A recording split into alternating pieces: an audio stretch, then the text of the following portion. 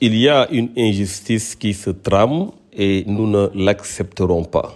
Barthélémy Diaz ne peut être remplacé à la tête de la mairie de Dakar que lorsqu'il y aura des élections locales qui concerneront la ville de Dakar.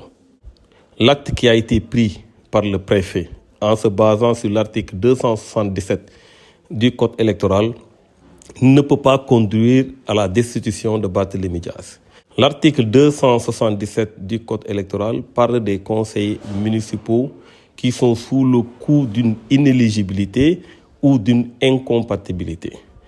Il est clair que pour le cas de Barthélémy Diaz, on ne peut pas parler d'incompatibilité. Pour le cas d'inéligibilité, il faut se rendre à l'évidence. Barthélémy Diaz vient tout récemment d'être élu député. S'il n'était pas éligible, il ne pouvait pas être élu. Son dossier est passé devant le Conseil constitutionnel, a été validé par ce même Conseil constitutionnel. Il ne revient pas à une autorité administrative d'interpréter la loi en contredisant une décision de la justice à travers le Conseil constitutionnel. Ça, c'est la première chose. La deuxième chose, si on se base sur le contenu de l'article 277 du Code électoral, il faut comprendre que Barthélémy Diaz est élu maire au suffrage universel direct. Quand on se rend à l'article 297 du Code électoral, il est clairement dit que la tête de liste proportionnelle qui a plus de sièges est élu maire de la ville. Barthélémy Diaz a été élu maire à travers le suffrage direct. Donc aujourd'hui, on ne peut pas faire le lien entre Barthélémy Diaz, conseiller municipal, et Barthélémy Diaz, maire, puisque le maire a été élu directement et tire sa légitimité des populations, du vote des populations. Ce qu'il faut comprendre à travers tous ces axes, c'est qu'on nous met dans de la diversion.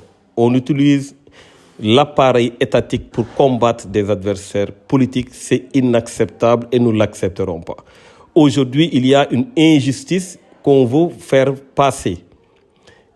Quand le ministre de l'Intérieur a saisi l'Assemblée nationale pour demander la radiation de Barthélémy Diaz de la liste des députés, il devait au même moment faire la même demande en ce qui concerne Ousmane Sonko parce que la loi est très claire. La loi parle d'une condamnation pénale définitive.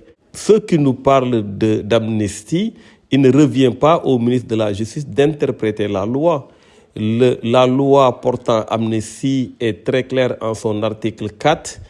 Si le ministre de la Justice demande la radiation sur les listes des députés, il revient à Ousmane Sonko de saisir la chambre d'accusation de la Cour d'appel de Dakar pour tout simplement que cette chambre puisse trancher sur la couverture de l'amnistie. Est-ce que l'amnistie concerne sa condamnation ou pas? Il revient à la justice d'éclairer les populations. Cela ne doit pas découler d'une simple interprétation du ministre de la Justice. Il y a évidemment 2 poids, 2 mesures. Ce que nous disons très clairement, c'est que nous n'accepterons pas qu'on utilise les moyens de l'État pour combattre des adversaires politiques et nous ferons face le moment venu.